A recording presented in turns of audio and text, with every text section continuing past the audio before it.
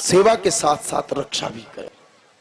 अगर कोई गाय माता को सता रहा है, डंडा मार रहा है, मैंने कई बार माताओं को देखा है, यूं तो खूब राम राम सीताराम करती है, लेकिन सब्जी बाजार में सब्जी लेने जाती है और वो सब्जी खरीदती है और पास में अगर सब्जी वाला गाय माता को लठ भी मार रहा है तो क्या कभी आप लोगों ने रोकने की कोशिश की?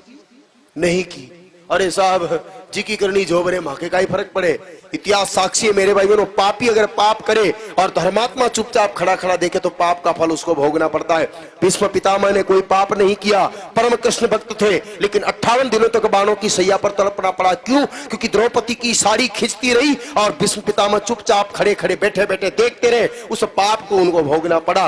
आप भी अगर गाय माता को कोई डंडा मार रहा है और आप चुपचाप देख रहे हो, इसका फल आपको भी भोगना पड़ेगा। पहले प्यार से समझाओ, मैं नहीं कहता कि सीधा झगड़ा कर लो।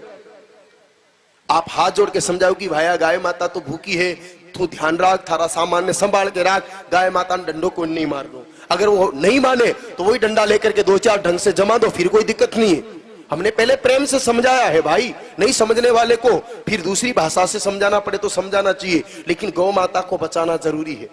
आपको अगर लगा कि कोई गाय माता कटने को जा रही है और आपके संज्ञान में आ गई, जानकारी में आ गई, पहले आप हाथ जोड़ करके रोकिए कि भाई जी धंधा दूसरा बहुत है कर लो, लेकिन गाय माता नहीं कटनी चाहिए। हाथ जोड़ने पर नहीं माने तो पैर पकड़ लो, अपन कोई छोटे बाप के नहीं हो जाएंगे। पैर पकड़ के समझाओ कि भैया गौ माता को कटने नहीं जाने देंगे।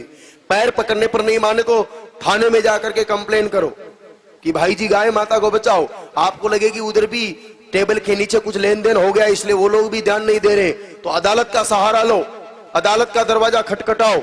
आपको लगे कि अदालत भी सहयोग नहीं कर रही है तो समझ लो कि कानून खत्म हो गया है। ऐसी स्थिति में खुद ही कानून के रखवाले बन जाओ। आपको लगे कि अब ये गौ माता किसी भी सूरत में बच नहीं सकती तो जरूरत पड़ने पर आप खुद तेजाजी बन जाओ, आप खुद बाबूजी बन जाओ और तलवार उठा करके ऐसे पापियों की मुंडियां भी काटनी पड़े तो फिर पीछे हटना नहीं चाहिए।